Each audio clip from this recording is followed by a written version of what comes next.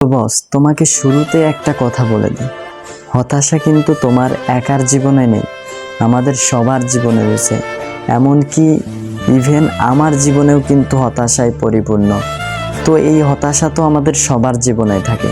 তাতেই কি আমরা থেমে যাব যে আমাদের জীবন শেষ, আমরা এখন ডিপ্রেশনে রয়েছি, আমরা এখন কিছু করতে পারবো না? তো তাতেই কি আমাদের জীবনকে ধ্বংস করে ফেলবো এভাবে? না।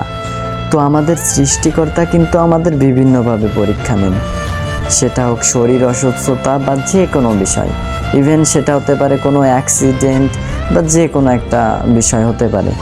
তো সেইগুলো থেকে আমাদের শিক্ষা নেওয়া উচিত। সেগুলো থেকে ডিপ্রেশন হয়ে আমরা যে না, এটা পারতেছি না, আমি এখন আর এটা করব না, এমন কি করব না, এটা করা কখনোই উচিত নয়, বা তোমরা করবেও না। কারণ সৃষ্টিকর্তা আমাদের বিভিন্ন সময় বিভিন্নভাবে পরীক্ষা নিয়ে থাকেন, এবং তাই এই যে এই পরীক্ষাগুলোর মাধ্যমে আমরা হতাশা হব না, অর্থাৎ ডিপ্রেশনে পড়ব না, আমরা আমাদের লক্ষ্য অর্জনের জন্য এগিয়ে যাব, সে যত বড় হতাশায় আমাদের জীবনে আসুক না কেন।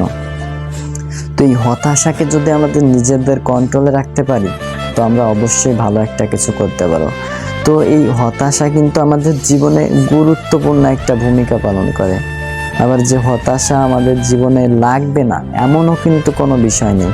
হ্যাঁ, হতাশা আমাদের জীবনে কিছুটা পরিমাণ লাগবে, কারণ আমাদের যদি এই পৃথিবীতে, তোমরা জানো যে আলো যদি না থাকতো, তাহলে কি অন্ধকারের যে ভয়ঙ্কর জিনিস সেটাকে আমরা বুঝতে পারতাম? আবার আলো যদি না, অন্ধকার যদি আবার না থাকতো, তাহলে আমরা কি আলোর মহত্বটা বুঝতে পারতাম? অবশ্যই পেতাম না। তো আমাদের জীবনে হতাশা একটু থাকতে পারে, কিন্তু যে আমরা হতাশায় অর্থাৎ ডিপ্রেশনে পড়ে একবারে খাওয়া দাওয়া সব কিছু বাদ দিয়ে, কে কি বললো এগুলো আমাদের দেখার বিষয় না। শুধু তোমার লক্ষ্য যদি স্থির হয়, অর্থাৎ আমাদের জীবনে এমন কোনো মানুষরা আসবে যারা আমাদের বিভ্রান্ত, অর্থাৎ আমাদের এটা থেকে ডিস্ট্রাক্ট করে দেওয়ার চেষ্টা করবে, কিন্তু আমাদের এই সব বিভ্রান্তকর বিষয় বা বিভ্রান্তকর মানুষকে এড়িয়ে চলতে হবে।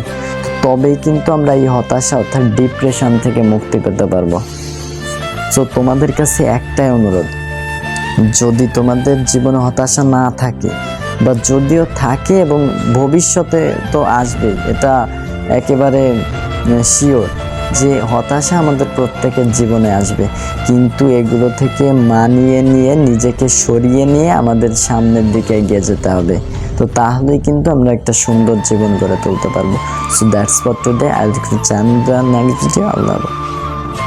So that's for today. I will catch you in the next day. Allah Hafiz.